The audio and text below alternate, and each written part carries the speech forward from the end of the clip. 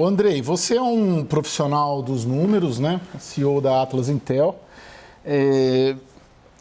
O que os números te dizem? Eu só vou te dar um relato meu enquanto repórter de política.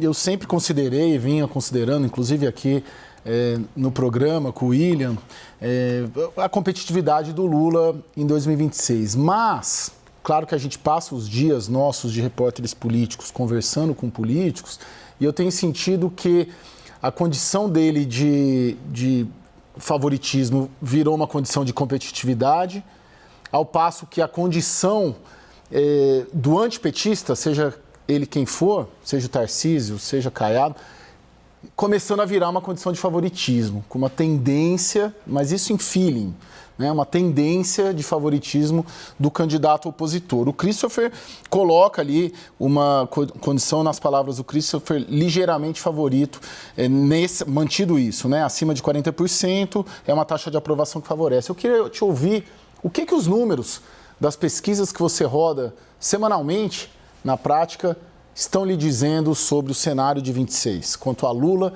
e quanto ao anti-Lula. Obrigado. Caio, com todo o respeito, toda a amizade que tenho pelo Chris, que não é de pouco tempo, inclusive, a gente teve o privilégio de se conhecer, trabalhar juntos, é, eu tenho uma visão um pouco diferente. Acredito que o presidente Lula, de fato, está num ponto muito vulnerável do seu governo, com chances de reeleição que eu diria estão bem abaixo de 50%. Então, não diria que está, neste momento, com um favoritismo para se reeleger e com uma situação que parece cada vez mais frágil, né?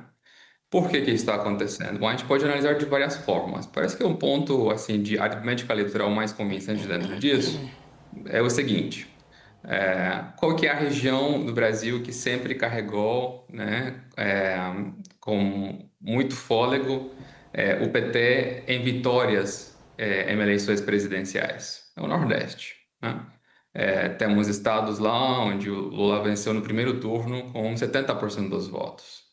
Se a gente olha para a realidade do Nordeste hoje, a gente observa que é uma região onde o apoio ao PT, aos governadores de esquerda, ao governo Lula, nunca esteve mais fraco, está numa tendência de clara erosão, certo?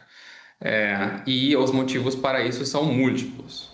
Tem uma crise na segurança pública, tem uma certa erosão da relevância dos programas sociais, das transferências de programas como Bolsa Família, tem uma crise de liderança no sentido de que governadores antigamente muito populares, como por exemplo Rui Costa, Camilo Santana, no caso do Rio Grande do Norte também, os maiores estados do Nordeste hoje não têm governadores tão populares mais, quanto já tinham no passado.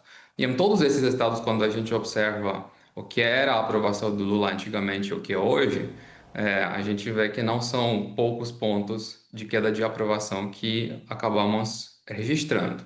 Pois bem, se é verdade que essa base tão sólida que o Lula teve historicamente no Nordeste está se erodindo de maneira acelerada, ele precisaria, neste caso, estar compensando por isso em alguma outra região do país. Será que isso é factível? Será que ele poderia compensar em regiões assim, de grandes centros urbanos, no sul, no sudeste, aumentando então nessas regiões o desempenho eleitoral em relação às eleições passadas? É possível, mas me parece muito difícil, principalmente quando o quadro geral de avaliação do governo não parece ser tão bom assim, né?